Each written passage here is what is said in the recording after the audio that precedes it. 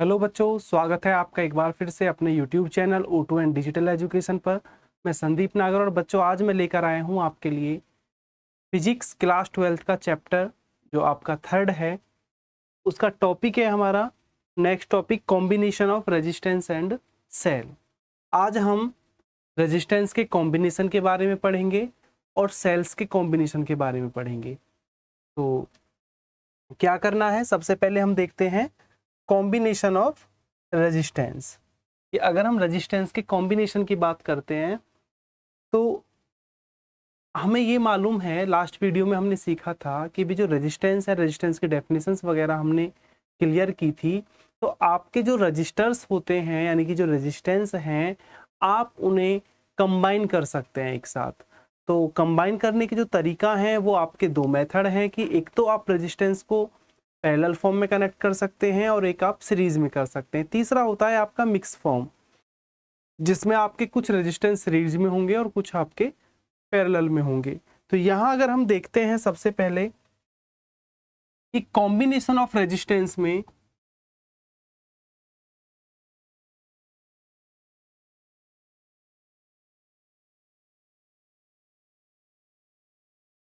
Combination of resistance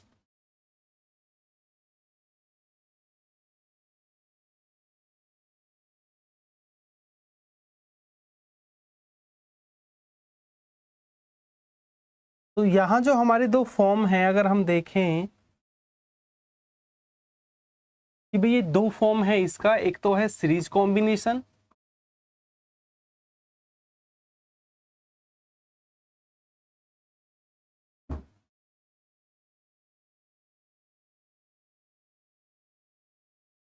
एक है हमारा पैरेलल कॉम्बिनेशन।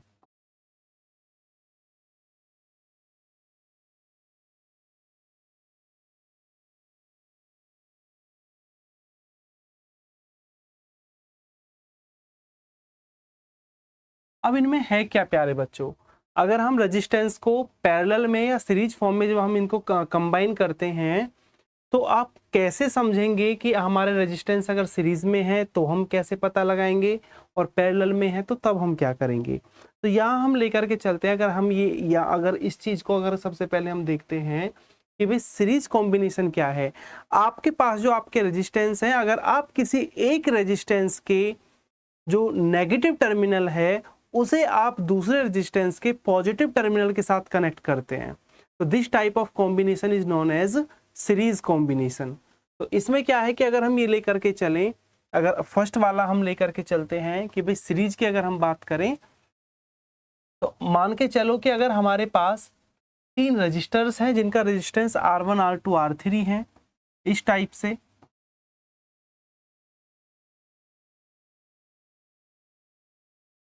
सेकंड रजिस्टर और ये थर्ड R1, ये R2 है हमारा और ये R3।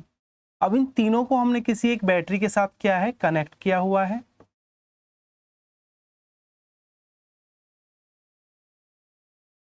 ये जी पॉजिटिव टर्मिनल, बैटरी का ये नेगेटिव, ठीक है। तो अगर आप यहां देखते हैं तो रेजिस्टेंस के पॉजिटिव टर्मिनल को इंडिकेट करेगा, ये नेगेटिव को, ठीक है। इसका 1 के लिए ये वाला, 2 के लिए ये पॉजिटिव ये नेगेटिव, थर्ड के लिए ये पॉजिटिव ये नेगेटिव। तो आप ये देख सकते हैं कि R1 का जो नेगेटिव टर्मिनल है R2 के पॉजिटिव के साथ कनेक्ट है। इसी प्रकार आपका जो R2 का नेगेटिव टर्मिनल है वो R3 के पॉजिटिव के साथ कनेक्ट है। तो this type of combination is known as series combination. अब यहाँ होता क्या है जनरली कि अगर हम इसका डेरिवेशन देखें, क्योंकि बच्चों अब हमारी सीबीएसई के सिलेबस में क्लास 12th के लिए रेजिस्टेंस का डेरिवेशन अब सिलेबस में नहीं है, बस इसकी आपको क्या है कि क्वालिटेटिवली नॉलेज इसकी आपको बताना है कि सीरीज कॉम्बिनेशन क्या है और इसका फॉर्मूला होता क्या है। तो बेसिकली अगर हम ये लेकर के चलें कि इस बैटरी का अगर हम पोटेंशियल डिफरेंस भी लेकर के चलते हैं तो सीरीज फॉर्म में क्या आपको याद रखना है कि सीरीज फॉर्म में जो रेजिस्टेंस है इनके लिए पोटेंशियल डिफरेंस आपका क्या होगा, डिफरेंट होगा। यानी कि हर एक रेजिस्टेंस का अपना पीडी अलग होगा, पोटेंशियल डिफरेंस अलग होगा। कि अगर हम ये देखें, इसके लिए अगर हम क्या लेके चलते हैं, ये V1 है R1 का, R2 का क्या V2, और R3 का V3। लेकिन इस सीरीज फॉर्म में होता क्या है आपका कि करंट सेम होती है। जब आपके रजिस्टर सीरीज फॉर्म में कनेक्ट होते हैं तो इसमें फ्लो होने वाली जो करंट है वो क्या होगी, वो I ही रहेगी, है ना। तो V1 V2 V3 आपके क्या होते हैं, अलग अलग। तो हम क्या काम करते हैं, पहले R1 के लिए V1 की वैल्यू निकालेंगे, V2 की निकालेंगे और V3 की। तो इसे अगर हम थोड़ा, मैं जल्दी से आपको समझाने की कोशिश करता हूँ क्योंकि इसका डेरिवेशन तो आने वाला नहीं है, बट आप ये समझ लीजिए कि फॉर्मूला आपका कैसे आता है। तो अगर हम रजिस्टर्स R1 के लिए पोटेंशियल डिफरेंस की बात करें V1, तो V equal to I R से V1 equal to I R1, क्योंकि सीरीज फॉर्म में करंट तो सभी के लिए सेम होगी तो इसलिए हम इसको I रखेंगे। ऐसे अगर मैं कहूँ V2, तो V2 आप कहेंगे जी आई R2, ठीक है। और अगर V3 की वैल्यू हम निकालते हैं तो आई R3। तो अब अगर इसका नेट पोटेंशियल हम देखते हैं आपके सर्किट का, तो नेट पोटेंशियल क्या होगा, नेट पोटेंशियल की जब आप बात करेंगे तो V इक्वल टू क्या होगा, V1 plus V2 plus V3। Value put कर लीजिए सभी की, तो आपका देखो सभी में I आ रहा है तो आप क्या कर सकते हो, I कॉमन ले सकते हो, और ये आपका R1 प्लस R2 और प्लस आपका R3। इसे आप चाहें तो इक्वेशन नंबर ये हमने फर्स्ट बना लिए जी यहाँ पे। तो अब अगर आप ये देखें कि भाई ये आ गया हमारा V निकल करके, अगर हम ये माने कि इस कॉम्बिनेशन का जो इक्विवेलेंट रेजिस्टेंस है वो RS है, क्या माने RS, कि if RS is the equivalent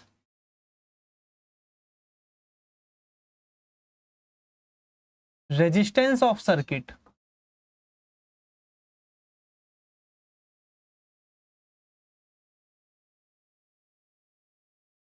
तो क्या होगा, V is equal to I R S, equation number second. अब अगर आप ये कंपेयर करें यहाँ पे इक्वेशन फर्स्ट और इक्वेशन सेकंड का, तो आप आर एस की वैल्यू निकाल सकते हैं, ठीक है। ऑन कंपेयरिंग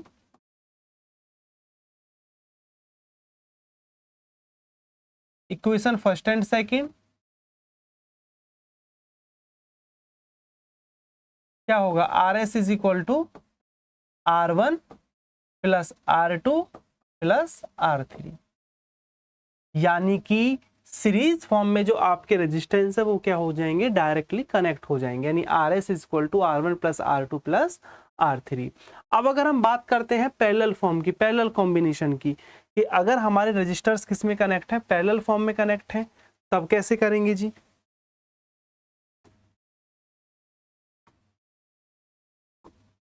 तो पैरेलल कॉम्बिनेशन ऑफ रेजिस्टेंस,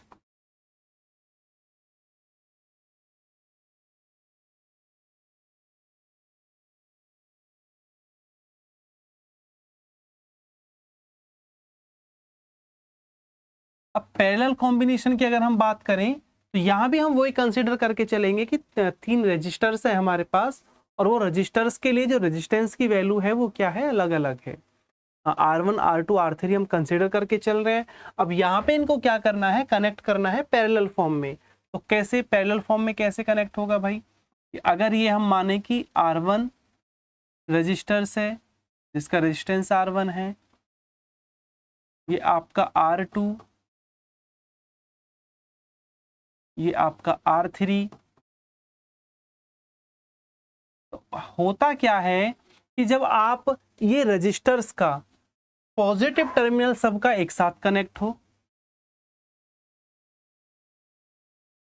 और नेगेटिव टर्मिनल एक साथ हो,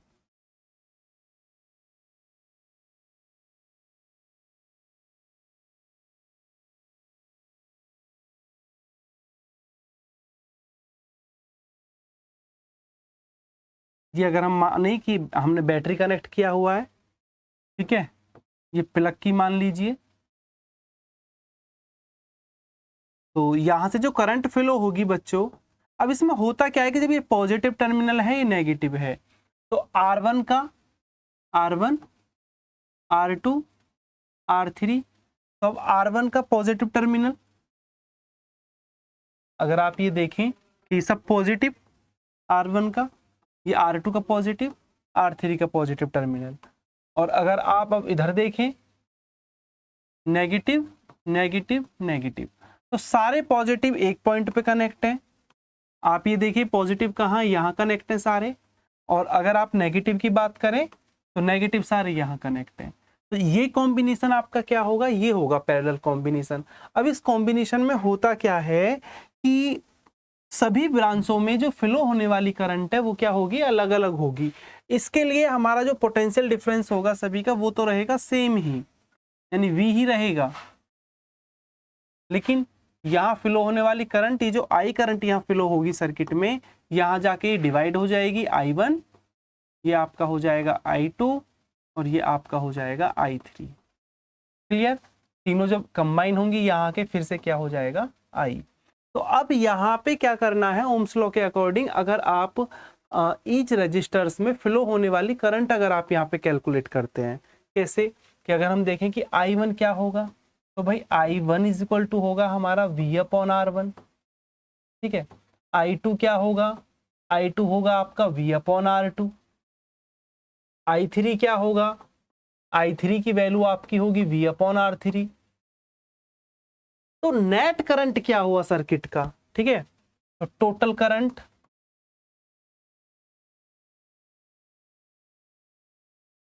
flow through the circuit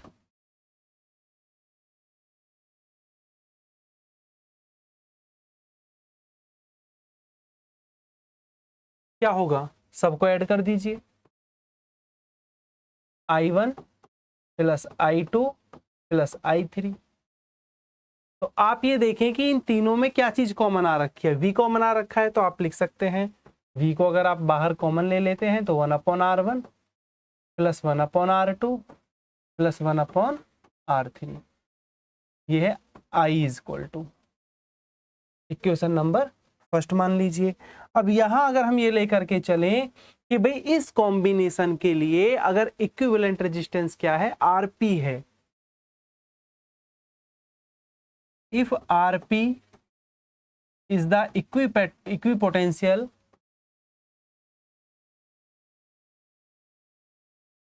Rp is equivalent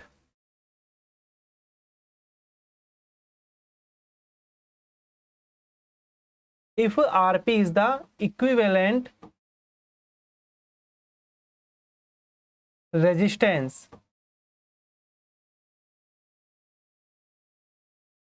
of the combination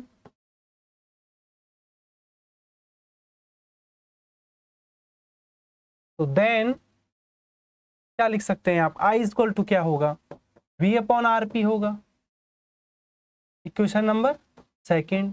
now comparing from equation first and second, या comparing on equation first and second. First और second equation से अगर आप देखते हैं तो आप यहां पाएंगे कि 1/Rp इज इक्वल टू होगा 1/R1 प्लस 1/R2 और प्लस 1/R3। ये आ गया जी, ये आ गया, ये है आपका पैरेलल कॉम्बिनेशन। तो सीरीज कॉम्बिनेशन और पैरेलल कॉम्बिनेशन आपको समझ में आया होगा। अगर थोड़ा सा बच्चे आप देखें तो बस इतना डिफरेंट है कि पैरेलल कॉम्बिनेशन में तो हर एक रजिस्टर्स में फ्लो होने वाली जो करंट होगी वो अलग होगी।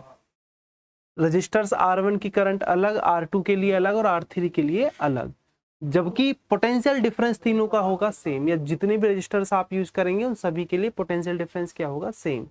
और अगर हम सीरीज कॉम्बिनेशन की बात करते हैं तो सीरीज कॉम्बिनेशन में आपकी करंट की वैल्यू सेम होती है और पोटेंशियल डिफरेंस आपका क्या होता है, अलग अलग होता है, डिफरेंट होता है, ठीक है। तो ये आ गया आपका दोनों टाइप का कॉम्बिनेशन। इसके बाद हमारा टॉपिक आता है बच्चों इंटरनल रेजिस्टेंस। अगर हम बात करें किसकी, इंटरनल रेजिस्टेंस की बात करें तो इंटरनल रेजिस्टेंस क्या होता है,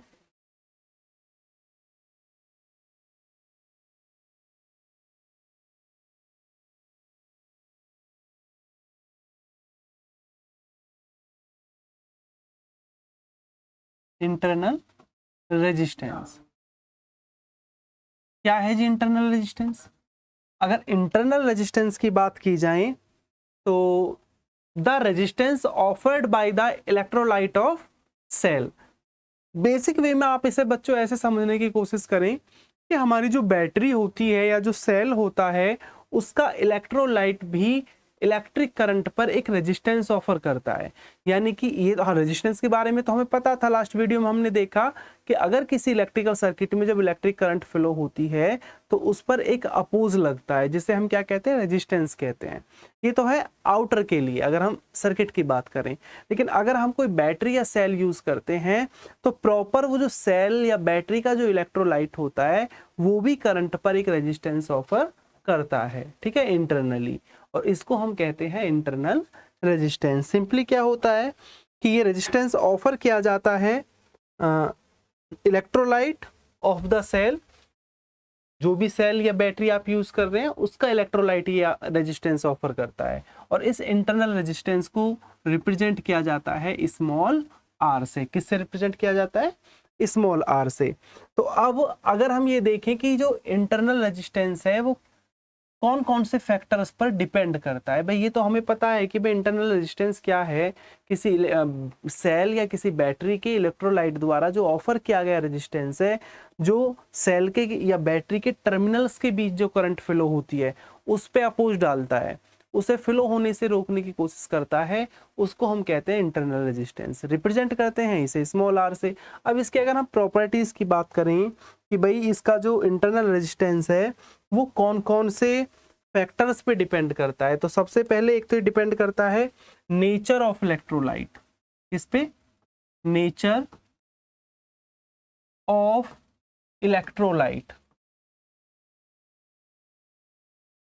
आपका जो इलेक्ट्रोलाइट है सेल या बैटरी का उसका नेचर कैसा है, यानी कि किस चीज से आपने वो बनाया है। आपका जो सेल और बैटरी है उसका जो इलेक्ट्रोलाइट है उसका नेचर क्या है, एक तो इस चीज पे डिपेंड करेगा। दूसरा अगर आप देखते हैं तो सेकंड पॉइंट है इसका कि ये डायरेक्टली प्रोपोर्शनल होता है किस पे, कंसेंट्रेशन ऑफ इलेक्ट्रोलाइट्स। यानी आपका जो इलेक्ट्रोलाइट्स है उसका क्या है, कंसेंट्रेशन क्या है।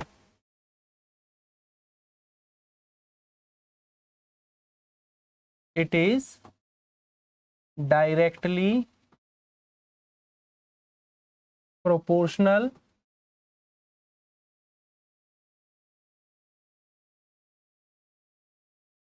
क्या होता है जी, it is directly proportional to concentration of electrolyte.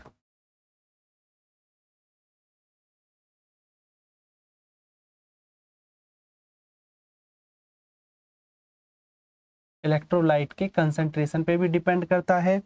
तीसरा पॉइंट अगर आप इसका देखते हैं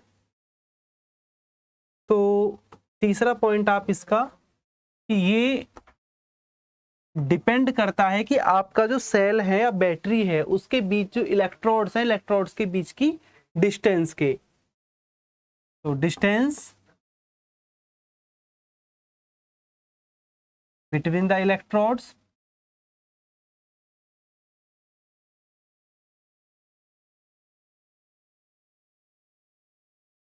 distance between the electrodes of cell और बैटरी,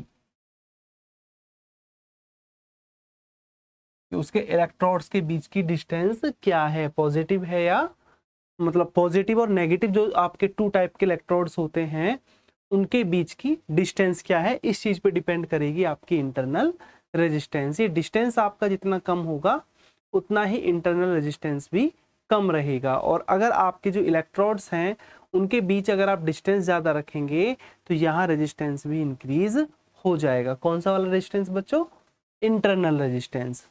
फोर्थ अगर आप देखते हैं आपका फोर्थ पॉइंट क्या है कि एक इन्वर्सली प्रोपोर्शनल होता है, क्या जी, inversely proportional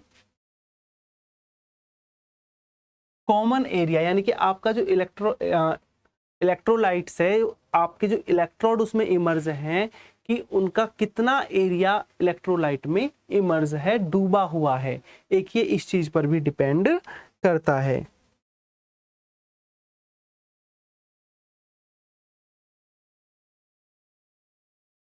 it varies inversely as the common area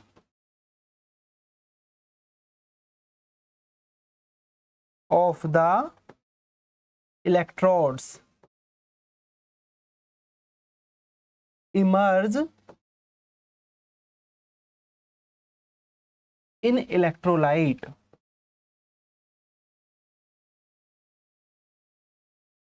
यानी कि इलेक्ट्रोड का जितना एरिया इनवर्सली प्रोपोर्शनल है कि एरिया जितना इमर्ज रहेगा, डूबा रहेगा, इंटरनल रेजिस्टेंस उतना ही कम रहेगा।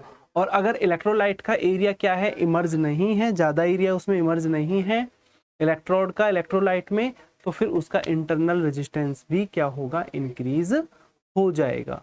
ठीक है, तो ये आपके 4 फैक्टर हैं जिन पे आपका इंटरनल रेजिस्टेंस क्या करता है, डिपेंड करता है। इसके बाद अगर हम यहाँ देखते हैं तो रिलेशन आता है किसमें कि अगर हम इंटरनल रेजिस्टेंस, इलेक्ट्रोमोटिव फोर्स, ठीक है, और आपके वोल्टेज वगैरह में अगर हम रिलेशन निकालते हैं तो किस टाइप से आप करेंगे, इनको देखते हैं बच्चों।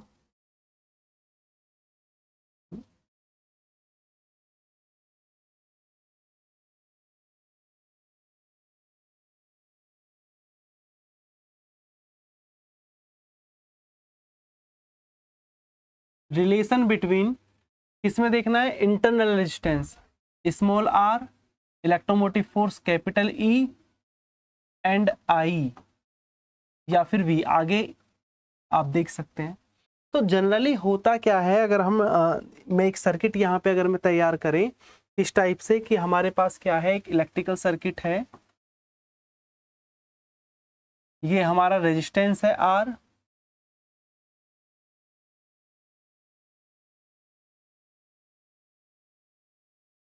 यहाँ ये हमारा सेल है, आप इसे सेल मान लीजिए या फिर आप इसे बैटरी ले सकते हैं। बेसिकली अगर हम इसको एक सिंगल सेल लेकर के चलें,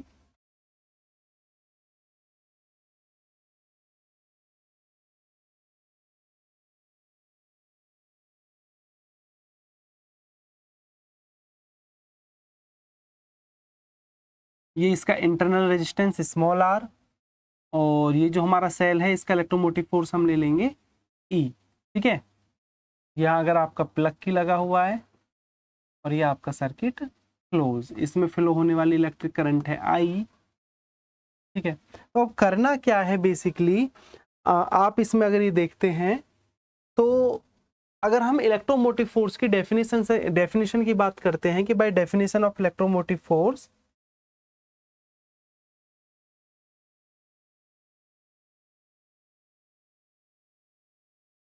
by definition of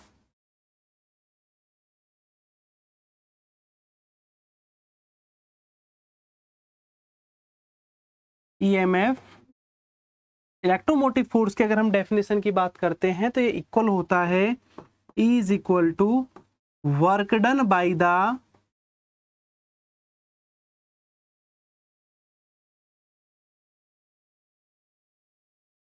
cell in carrying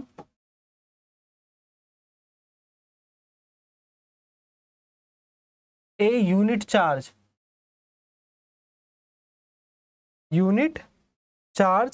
along the closed circuit,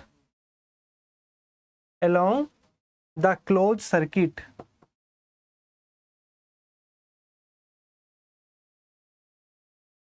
अब अगर आप इस क्लोज सर्किट की बात करेंगे तो एक तो वर्क डन करना पड़ेगा कि ये जो आपका सेल है इसी के अंदर करंट को फ्लो कराने में, एक उस करंट को इस आउटर सर्किट में फ्लो कराने में।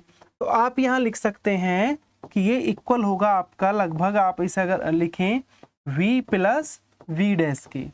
अब V तो है आपके आउटर सर्किट के लिए, है ना, और आउटर सर्किट के लिए V की वैल्यू क्या होगी, IR, और V डैश है आपका इस सेल के लिए कि इस सेल में भी तो करंट फ्लो कराओगे ना आप सेल के इलेक्ट्रोड्स के बीच में, तो ये होगा आपका I स्मॉल r के इक्वल। ठीक है जी, तो यहां से अगर आप क्या काम करते हैं, कॉमन अगर हम लें, यहां से अगर आप देखो I कॉमन लेते हो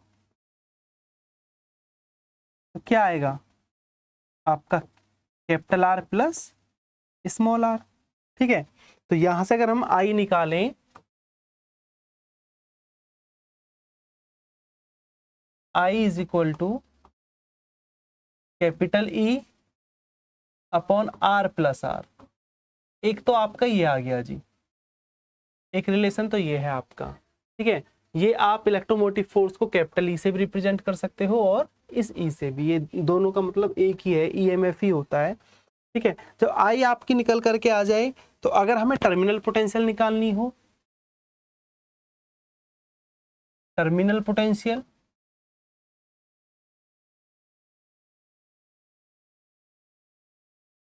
तो टर्मिनल पोटेंशियल क्या होता है भाई, फॉर्मूला V इक्वल टू होता है टर्मिनल पोटेंशियल का आई आर। आई की वैल्यू ऊपर से पुट कर लीजिए, तो E R upon R plus R. ठीक है जी, तो इसके आगे अगर आप इसे सॉल्व करते हैं, यहां से अगर आप वैल्यू निकालते हैं तो कैसे करेंगे,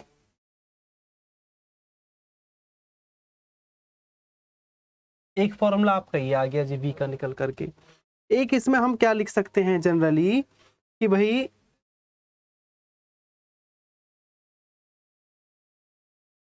अगर इसमें आप यहां से देखें कि अगर हम V डैश की वैल्यू पुट करते हैं सिर्फ और सिर्फ,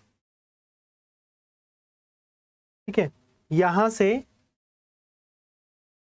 V is equal to E minus V dash, तो V is equal to E minus I R. एक फॉर्मूला आपका ये भी हो सकता है। ठीक है, तो ये आप देखें कि आप यहाँ से ये फॉर्मूला भी आप यूज कर सकते हैं न्यूमेरिकल्स में। अगर आपको ई कैपिटल आर और स्मॉल आर दिया हुआ है इलेक्ट्रिक करंट के लिए, एक फॉर्मूला आपका ये बन जाता है और एक आ जाता है प्यारे बच्चों ये।